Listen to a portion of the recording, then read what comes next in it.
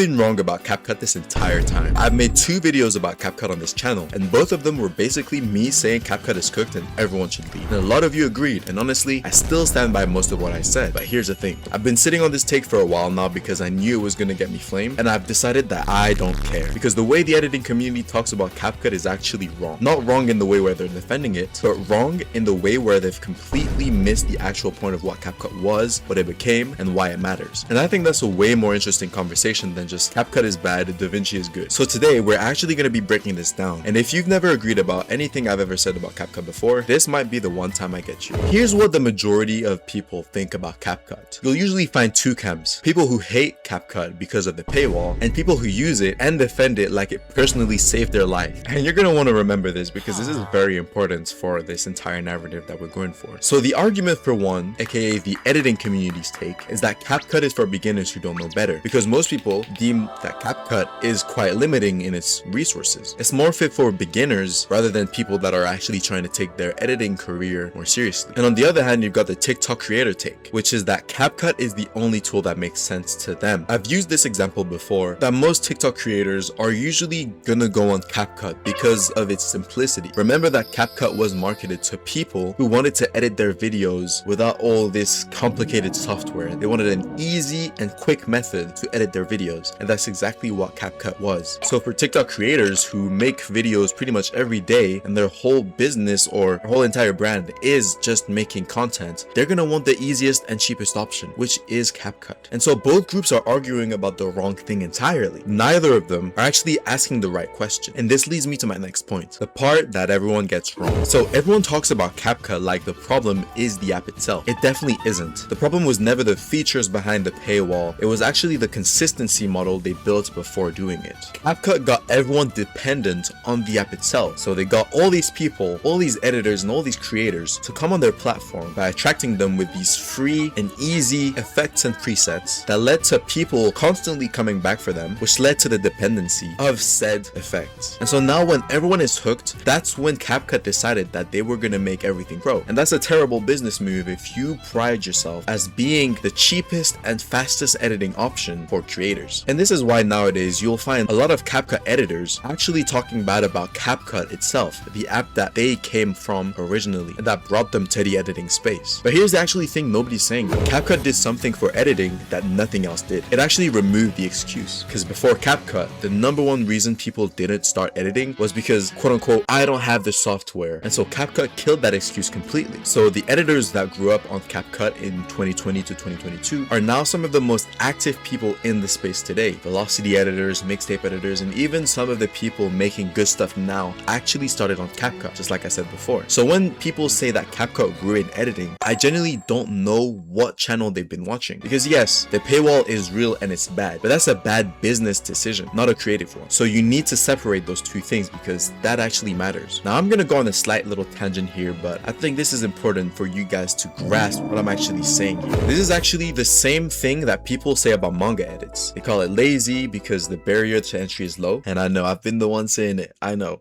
But low barrier to entry has never been the problem. The problem is when people stop there. And I actually want you to ponder on that for a second. The fact that everyone can do it isn't the main problem. But when people decide to make these types of edits, but don't strive to actually improve and just keep doing the same mistakes over and over again without learning from it, I call that insanity. And this is where I check out completely from editors that do this thing. If you guys have been watching the channel, you guys know that I always say in my videos that you actually have to improve at not only the skill, but understanding how the algorithm works. So if you're not improving everything that you know about social media to make the best edits possible, that simply means that you don't want to get better. You've made the choice to not improve. And that's where I have the problem. I don't mind seeing manga edits with these funk style, music stuff, but if this is what you're doing and you don't strive to make different things, try new editing styles, or just be more creative as a whole, this is where my problem lies. And so here's where the criticism actually brings us. And I'm gonna say this again because I don't want people to think that I don't think that this is a real issue. The template problem is real. We've talked about it, and templates created a generation of editors who know how to use something but don't know how to make a thing. Yes, the paywall contradicts addiction is real.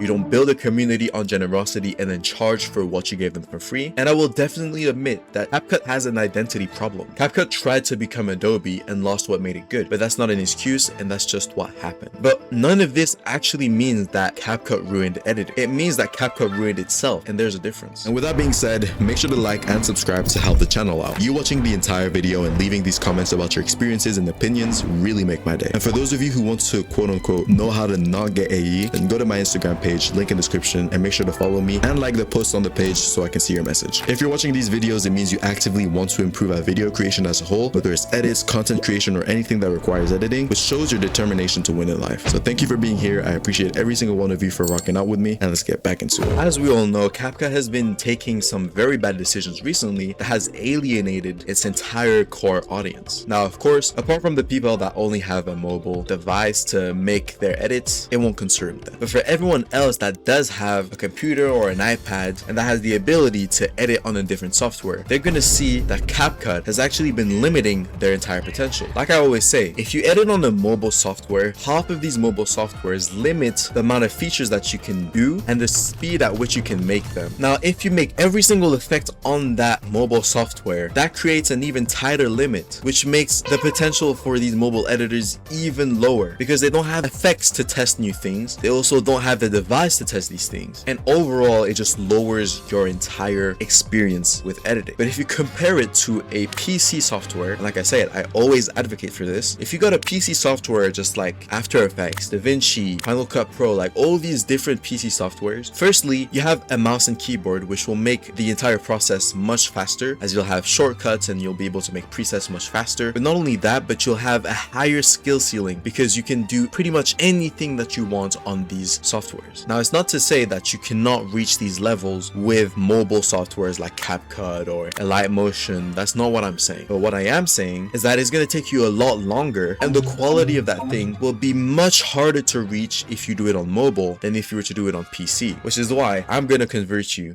Just like as if it was a religion, I'm going to convert you from Capcut to After Effects. And if you already use a PC app like After Effects or DaVinci or whatever, I want you to also learn some different softwares like animation, for example. You've got Blender, you've got Unreal Engine, these sort of things. You can take me, for example. I've used 3D Elements to make some of my edits before, but I really took the time to learn how to make these things because I wanted to differentiate myself from all these different editors. If you have 100 anime style editors that edit in the same way with the same anime clips, you've got to find a way to differentiate yourself. And so the best and most simple way to do so, not easy but simple, is to learn different techniques. For example, in my case, it was 3D. Now, I'm not the best 3D animator or designer or whatever, but it's still a skill that I'm in the process of learning. And you should have this outlook as well when you're making these sort of edits or looking to have a software. Now, I know this was a massive tangent, but I had to say it. Now, with everything that's been said, what does Capcut actually represent in 2026, and what does this mean for the space going forward? I definitely believe that Capcut is a proof of concept. So the idea that you can build a massive editor user base by being generous first actually worked. It worked so well, in fact, that they ruined it. They didn't really capitalize on what they had to the best of their ability.